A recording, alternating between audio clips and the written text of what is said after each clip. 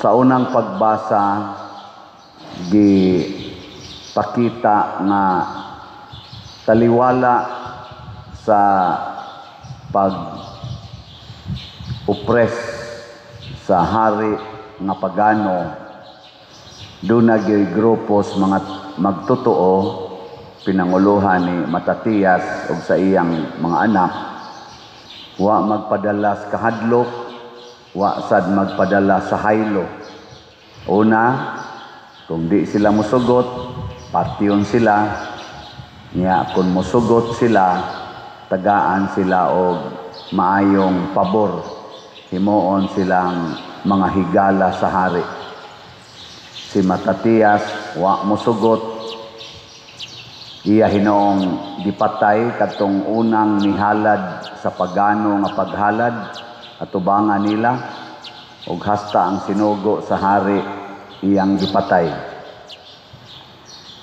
Linyay mong tupad na og patyon ka ay mahimong palabihon, mahimo kang higala sa hari o patyon ka. Ikaw no, linyay mong tupad ba na kanang mahimo kang higala sa hari o patyon ka. Na, ay may inyong pilion. O kamo ba papilion mo, patyon ka o himuon kang higala sa hari? Naawa na klaro. Ang ato sang nasod karon, murag pupariha ana nga sitwasyon. Dunay whistleblower nga lawyer gipatay, ang bag-o pa lang hapon tingit. May comment siya about sa mga ghost project dito sa ilang lugar, gipatay. Si Saldico, matod pa niya, di lang sa kumuuli kay patyon ra ba to? Ana. Basta musupak kas hari. Ang gitawag nga hari ni Saldico mao si President Bongbong Marcos. So ang gusto sa hari hindi pwedeng mabali. Ang tingali itong pagkasultihan. Lisod ay. Kana bang karon muhisgot gani ka nga i-appeal nimo sa anomalya sa atong korupsyon ang pangalan nga Martin Romualdez o Bongbong Marcos, ang ato dayo mga leader sa Senate, sa Congress, appeal na sa executive branch. Hala, dipinsa dayon, dipinsa. Pero muhisgot gani kag Duterte, hala, atake. Usa na lang roy safety nga wa na kayo ma-appeal sa eksena ang Dilawan. Butog asa na sila ni pabor karon. Matod pa nila naniid rami. Tulo man ni ka grupo ang nag-contest o kinsa gimuda sa atong nasod. Ang kang Duterte nga grupo, kang Marcos nga grupo o kang Dilaw, kang Leni Robredo nga grupo. Ang karon sa atong sitwasyon aning mga flood control, kaning mga corruption, ang nagsigi og binayloay og mga pulong ang kampo sa Duterte o kampo sa Marcos. Ang dirispikas kang tawag nilag Pinklawan, matod pa nila sa ilang gisulti naniid rami. Si Jesus mihilak, nagtanaw siya sa syudad sa Jerusalem, ang syudad sa Israel. Ningon siya, kung nasayod ka pa lang unsay paagi aron makabot nimo ang kalinaw, di gyud unta ka magantos. Wa karon mohilak si Jesus nagtan-aw sa Pilipinas. Kung nasayod ka pa lang unta Pilipinas, Katoliko magyud kay mo nga country, 80% mangyud mo nga Kristiyanos. Nasayod ba mo nga ang Ginoo gusto gyud untang muluwas ninyo? Pero basig palabihon gid ninyo ang pagano nga paghalad ug unsa may pagano nga paghalad mga igsoon kining simbaho na nato ang gahom nga tawhanon ug ang bahandi nga kalibutanon. Ngato bang simbahon ba? Gahom nga tawhanon ug bahandi nga kalibutanon. Unsa may gahom nga tawhanon dinhi sa Pilipinas, kanang maglingkod na ka sa mga posisyon sa gobyerno, gikan sa presidente hangtod barangay official. Murag yung paminaw nato, hawd na kaita. Basta makalingkod ka ng gahuma. Nalimot na nga mga sulugoon di ay ang naglingkod diha. Ang tinuod nga gamhanan mao ang katawhan. Kay kita may nag-eleksyon para palingkoron sila. Ato man ang gahom ang gobyerno. Nya sila lang maoy ni manage. Ato silang gihimong mga managers. Pananglitan SM City. Naaman ay mga managers. Kinsa magitinuod nga tag-iya diha? Kinsa tag-iya sa SM? No, pamilyang Henry C. Iyang korporasyon. Ang mga managers nga gipalingkod diha sa lain-laing gahom, doon na ba'y katungod sa pagguba sa SM City? Ang baha ra gyud mo ay nakaguba sa SM Consolacion. O aman to, di man to siya manager. Pero ang manager, mga supervisors, bisan pagka ng tawgo nato og CEO, dili na makabasta-basta og himog desisyon nga makaguba or makapasira sa SM companies kung dili tugutan sa tag-iya. Karon ang atong pipila ka mga naglingkod sa gobyerno, nagpatuyang na lang yung himog desisyon nga naguba, nagyog maayo ang atong ekonomiya sa nasod, ang atong peace and order, ang atong morality, hasta pa ang atong mga infrastructures na naguba na. Nya dili sila moangkon atubangan sa ilang employers nga mao ang katawhan. Muna nga nakaingon tingay ron si Kristo, kung nasayod pa lang mo unsay tinuod na gikinahanglan alang sa kalinaw, sige mong pangandoy kalinaw, kauswagan sa Pilipinas, pero wa ninyo dawata ang pagbisita sa Ginoo. Kinsa man ang nagbisita nato nga Ginoo, hilingay mong tupad. Na nidawat kas Ginoo karon. Lingi ba ang kanang wa mo lingi nidawat kas demonyo. Ina nidawat kas Ginoo karon. Dawat mo. Kinsa maning Ginoo, una siya mao ang kamatuoran. Kinsa ninyo dinhi ang mudawat gyud kamatuoran kanang di gyud mamakak taas ang kamot.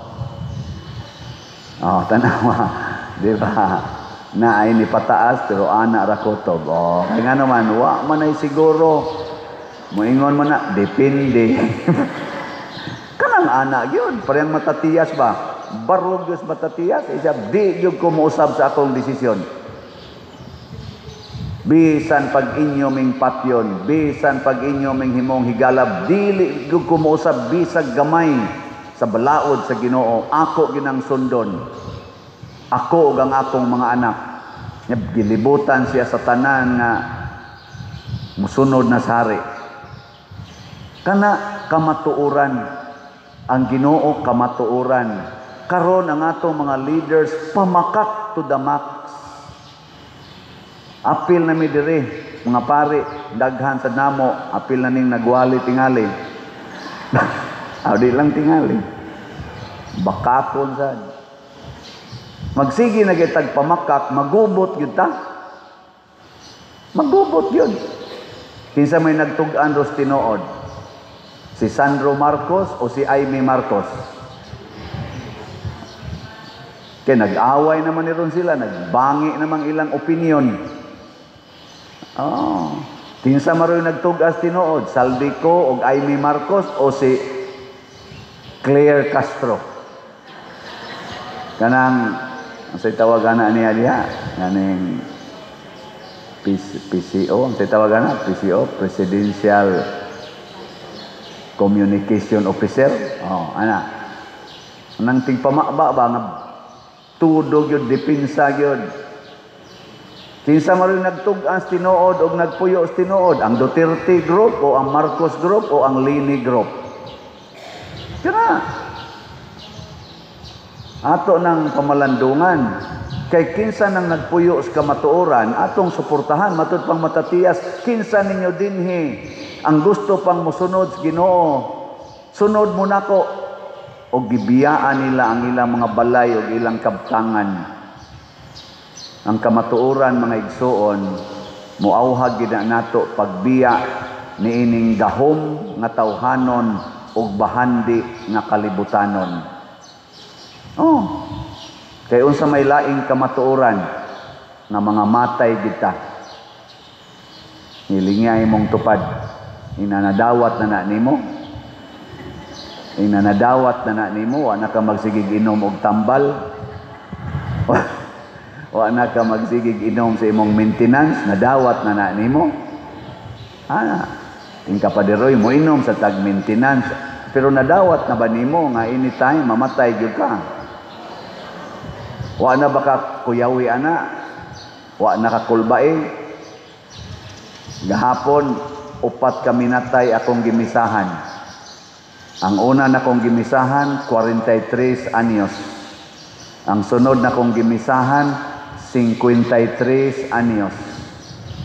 Ikatulo na kong gimisahan 50 anyos. Ang ikaupat na kong gimisahan 63 anyos. Unya ako 62. Naa na gyud ko sa bracket. Lisod na kayo ipamakak nga dugay pa kong mamatay. Kay ang manghod nako 43, 50, 53 patay na. Wa to sila po sila, wa naghikog, nangasakit, ipang-atake. Niya ako, wa sa to sila maapil sa flash flood. Niya ako, naamon ko sa bracket. Gilingi ako no imong tupad ina, naasag ka sa bracket no.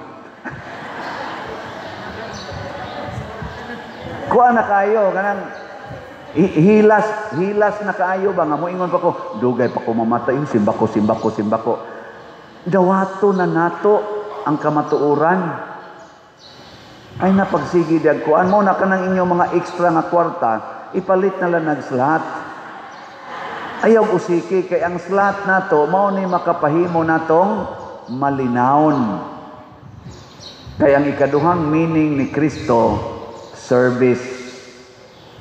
Love and service. Nya ka na nga atong slot, mao man na ang atong sacrifice, love, offering, and treasure in heaven. O di, igo kayo. Kristo gina. Pero imong tigomon kay ipaayo nimo sa balay nimo, nya igon ra sa baha. Sa hangtod karon wa pa malimpyo gani. Ipalit ni mong sakyanan, tumpi-tumpion ras baha. Ipalit ni mong mga gadgets, lumsan ras baha, hasta imong refrigerator, wa na mo andar. Kaya nga nun, igos baha. Ipalit ni mong computer, tabunan ras baha, hasta ATM machine, lumsan sa baha. Ayaw na eh. Palit na lang nag-slot. Kanagi sakto. Total na naman kas bracket. Mamatay naman ta. Ayaw na lang pagsigig ko na. Mas nindot nang magbilin. Sama ni Matatias, nagbilin sila og buhat para kaayuhan sa ilang nasod nga magtotoo. O nagikinahanglan dos Pilipinas, ay na mo pagsig-away dia about anang kinsay mo lingkod, kinsay mo lingkod. Ang importante kinsay mo alagad. Ang mualagad, di na kinahanglang mulingkod kag posisyon sa gobyerno, gikas presidente, ngari down sa barangay opisyal, og mualagad lang yun ka sa katawhan nga nagkinahanglan. Maunay gikinahanglan karon kay ang kang Kristo nga kinabuhi sa pag-alagad. Matod pa niya, I came to serve, not to be served. Pag-alagad. Tilan gid nato. Presidente Marcos o mga kauban, mga legislators, mga judiciary, mga executive departments, gikan sa President National hangtod lokal, pangalagad mo. O kamusang nangalagad, pwede na mo mga matay. Kamong wa mga lagad, sige lag pangwarta, sige lag pasikat diha, pangalagad na mo. Kita sa simbahan, mga lagad sabta. Giingnan ko ni Bishop Abit, gitawagan tika, wa man kamutubag.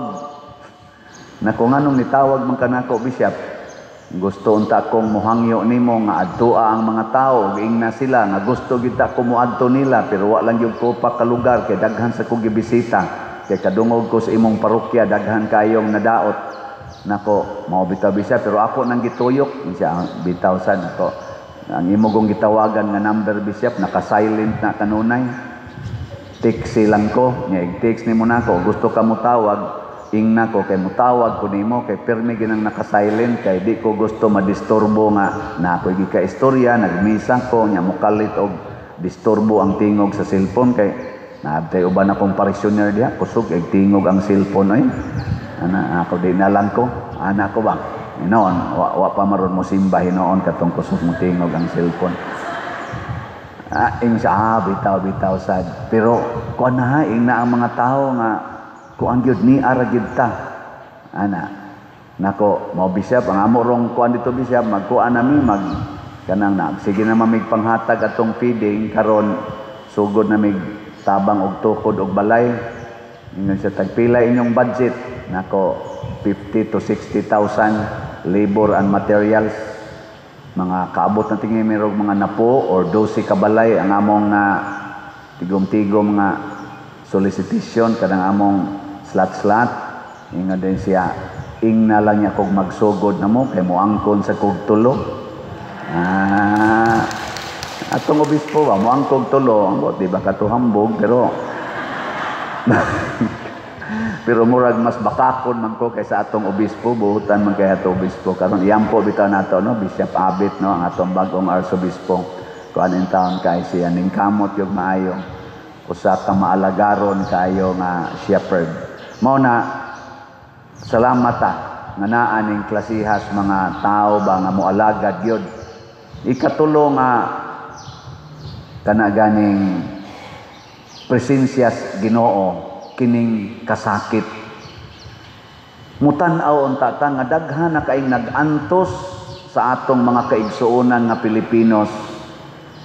Ang aton tang mga church leaders o government leaders nga mao'y gitugyanan aning pag-manage aning gahom ug bahandi sa Pilipinas. Mutan-aw unta mo nga ang angay ninyong hatagan anang sana malita-malita nga kwarta. Purti man tong malitang kwarta atong pakita ni Saldico o gisulti ni Sergeant Gutisa nga kada puno malita ato tag 48 million.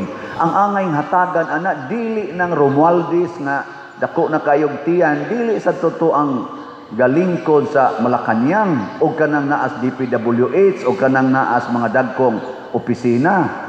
Ang angayan ninyong hatagan ana og iapod-apod ang paghimog mga proyekto nga sustainable para sa livelihood aning mga nag-antos sa kakabos nga wa na gani ikatukod og balay, wa gani ikapaeskwela, wa gani ikahimog CR. Daghan kay nas ato, dili na to piyongon atong mata.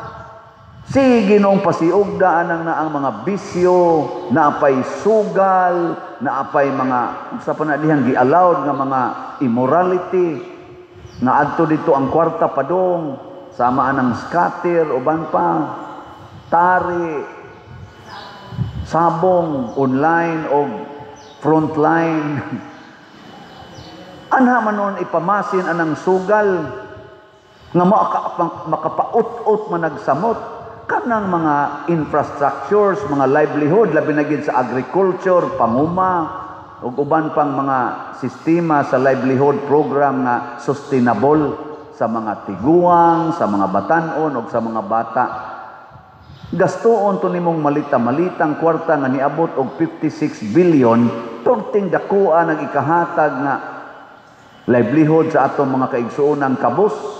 Kay ang kabus mao na ang presensya sa Ginoo, matud pa ni Kristo, whatever you do to the least of your brethren, you do it to me. Atimana ang mga kabus, atimana ang mga bata, atimana ang mga masakiton, magmalinawon gyud ta.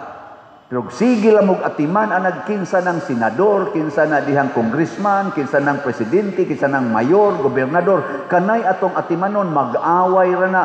Luoy kay dias ubos, kaming dias ubos, muramig sa sige ninyong away, da sige ninyong atras-atras, siging layog-layog diha sa inyong mga gahom, kami diri mo'y nangalata, inyo raming gisikad-sikaran, inyo raming giludan, inyo raming tamak-tamakan.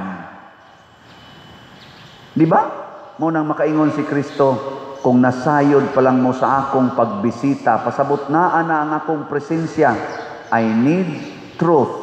I need service. I need to love the poor. Ug mao na nay atong buhaton, mahapsay gining atong nasod. Magmalinawon ug magmalambuon. Hinaot ta mao nay dangatan. Mientras tanto, dinis atong simbahan, slat o sata. Sige, lingay mong tupad. Ing kanang gisulting father, masulbad na gina sa slat. Ina. Masulbad na gina sa slat. Ano?